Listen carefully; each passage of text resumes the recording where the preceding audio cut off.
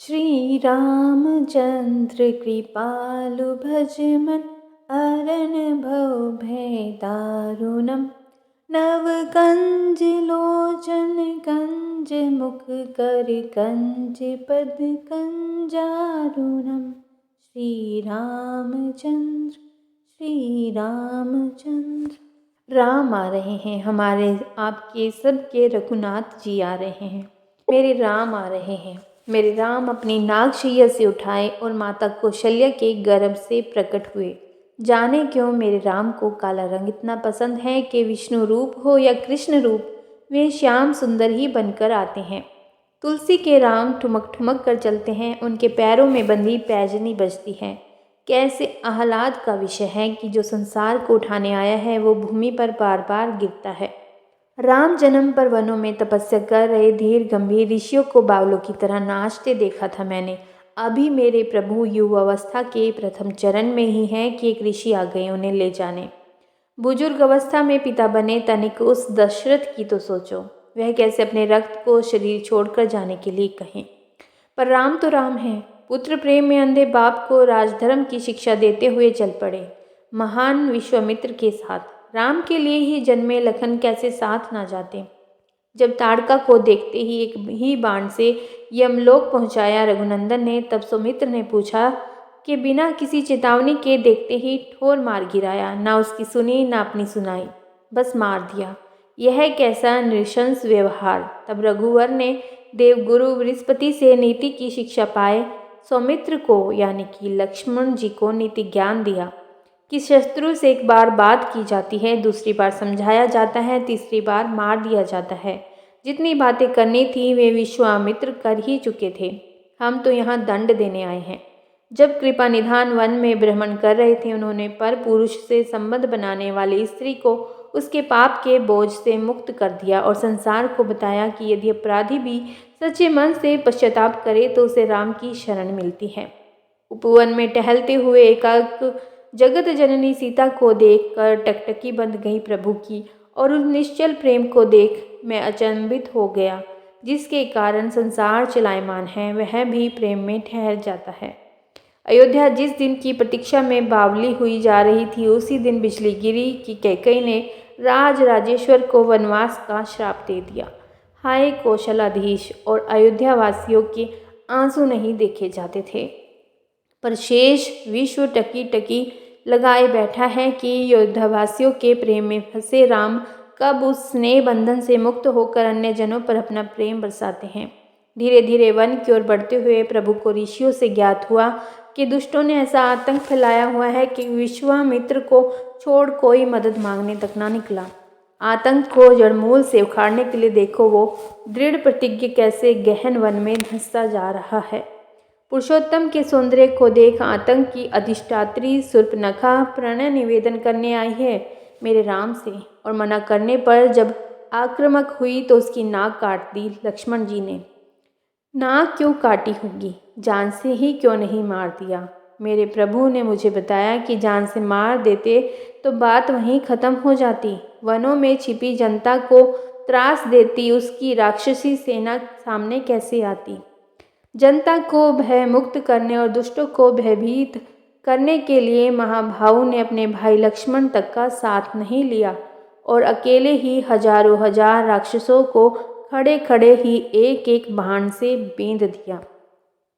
भगवा धोती, भगवा पटके से बंधे बाल, वक्ष पर राक्षस रक्त से सना यज्ञोपवीत, कमर में खड्ग, कंधे पर तुनीर और हाथ में धनुष लिए हजारों राक्षसों के शवों के बीच खड़े मेरे शत्रु दलन श्री राम। वह पुरुष जिसकी भुजाओं में बल है, जिसके नेत्रों में वात्सल्य है, जिसके अधरों पर मुस्कान है, जो माताओं के गर्भ से निकले बालकों के समान मृदुल हैं, जो विद्वानों के मुख से निकली ऋचाओं से अधिक पवित्र हैं, जो युद्ध भूमि में खड़े सैनिकों का बल हैं, जो नागरिकों के जीवन का आधार हैं, जो दीन दयाल हैं, गरीब नवाज हैं, महाबलेश्वर हैं, पृथ्वी वल्लभ हैं, अकिंचन सबरी से लेकर समस्त सिद्धियों और निधियों के स्वामी पवन सुत हनुमान तक जिसके भक्त हैं, उन महाभाव के चरणों में अर्पित करने के लिए मुझ कंगाल के पास क्या है। हे नाथ, मैं स्वयं को आप में ही अर्पित करती हूँ। समर्पित करती हूँ। हे नाथ, क्या आप मुझे इस भव सागर से नहीं उतारेंगे? हे मेरे राम, जय श्री राम, जय श्री राम, जय श्री राम। त्याग की पराकाष्ठा आप रामायण से जान सकते हैं। रामायण का विश्लेषित रूप राम का अयन है, जिसका अर्थ है राम का यात्रा पथ, क्योंकि अब अयन यात्रा पथवाची बोधक है, अर्थात मर्यादा पुरुषोत्तम राम की जीवन यात्रा, जीवन वृत्तांत किसी भी कालखंड के लिए प्रेरणादायी है। आइए सुनते हैं रामायण का एक छोटा सा वृत्तांत, एक कहानी। भगवान राम को 14 वर्ष का वनवास हुआ तो उनकी पत्नी माँ सीता ने भी सहर्ष वनवास स्वीकार कर लिया, परंतु बचपन से ही बड़े भाई की सेवा में रहने वाले लक्ष्मण जी कैसे राम जी से दूर हो जाते। माता सुमित्रा से तो उन्होंने आज्ञा ले ली थी वन जाने की, परंतु जब पत्नी उर्मिला के कक्ष की ओर बढ़ रहे थे तो सोच रहे थे कि माँ ने तो आज्ञा दे दी, परंतु उर्मिला को कैसे समझाऊंगा, क्या कहूँगा। यही सोच विचार करके लक्ष्मण जी जैसे ही अपने कक्ष में पहुँचे तो देखा कि उर्मिला जी आरती का थाल लेके खड़ी थी और बोली, आप मेरी चिंता छोड़कर प्रभु की सेवा में वन को जाइए, मैं आपको नहीं रोकूंगी। मेरे कारण आपकी सेवा में कोई बाधा ना आए, इसीलिए साथ जाने की जिद भी नहीं करूंगी। लक्ष्मण जी को कहने में संकोच हो रहा था, परंतु उनके कुछ कहने से पहले ही उर्मिला जी ने उन्हें संकोच से बाहर निकाल दिया। वास्तव में यही पत्नी का धर्म है। पति संकोच में पड़े उससे पहले ही पत्नी उसके मन की बात जानकर उसे संकोच से बाहर कर दे। लक्ष्मण जी चले गए, परंतु 14 वर्ष तक उर्मिला ने एक तपस्विनी की भांति कठोर तप किया। वन में भैया भाभी की सेवा में लक्ष्मण जी कभी सोए नहीं, परंतु उर्मिला ने भी अपने महलों के द्वार कभी बंद नहीं किए और सारी रात जाग जाग कर उस दीपक की लौ को बुझने नहीं दिया।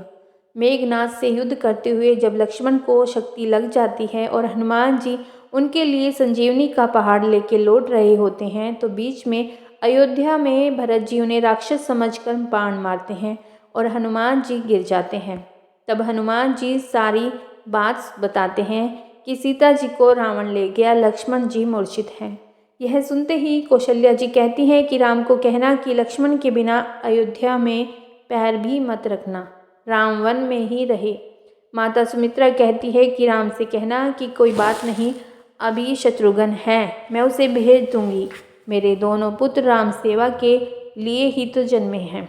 माताओं का प्रेम देखकर हनुमान जी की आंखों से अश्रुधारा बह रही थी, परंतु जब उन्होंने उर्मिला जी को देखा तो सोचने लगी कि यह क्यों एकदम शांत और प्रसन्न खड़ी है।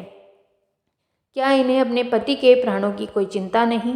हनुमान जी पूछते हैं, देवी आपकी प्रसन्नता का कारण क्या है? आपके पति के प्राण संकट में है, सूर्य उदित होते ही सूर्य कुल का दीपक बुझ जाएगा। उर्मिला जी का उत्तर सुनकर तीनों लोकों का कोई भी प्राणी उनकी वंदना किए बिना नहीं रह पाएगा। मैं बोली, मेरा दीपक संकट में नहीं है, वो बुझ ही नहीं सकता। रही सूर्योदय की बात, तो आप चाहें तो कुछ दिन अयोध्या में विश्राम कर लीजिए, क्योंकि आपके वहाँ पहुँचे बिना सूर्य उदित हो ही नहीं सकता। आपने कहा कि प्रभु श्री राम मेरे पति को अपनी गोद में लेकर बैठे हैं। जो योगेश्वर राम की गोदी में लेटा हो, काल उसे छू भी नहीं सकता। यह तो वो दोनों लीला कर रहे हैं। मेरे पति जब से वन गए हैं तब से सोए नहीं हैं। उन्होंने ना सोने का प्रण लिया था, इसीलिए वे थोड़ी देर विश्राम कर रहे हैं, और जब भगवान की गोद मिल गई तो थोड़ा विश्राम ज़्यादा हो गया। वे उठ जाएंगे, और शक्ति मेरे पति को लगी ही नहीं, शक्ति तो राम जी को लगी है। मेरे पति की हर श्वास में राम है, हर धड़कन में राम, उनके रोम रोम में राम है, उनके खून की बूंद बूंद में राम है। और जब उनके शरीर और आत्मा में ही सिर्फ राम है तो शक्ति राम जी को ही लगी, दर्द राम जी को ही हो रहा है। इसीलिए हनुमान जी आप निश्चिंत होकर जाइए, सूर्य उदित नहीं होगा। राम राज्य की नींव जनक की बेटियां ही थी, कभी सीता तो कभी उर्मिला। भगवान राम ने तो केवल राम राज्य का कलश स्थापित किया, परंतु वास्तव में राम राज्य इन सबके प्रेम, त्याग, समर्पण, बलिदान से ही आया। यदि आप चाहते हैं कि आपका जीवन सुखमय रहे तो आप अपने बच्चों को अच्छे संस्कार दीजिए, उन्हें श्री रामायण जैसे श्रेष्ठ ग्रंथों से जरूर जोड़िए, क्योंकि रामायण जीवन जीने की सबसे उत्तम शिक्षा देती है। जय सिया राम।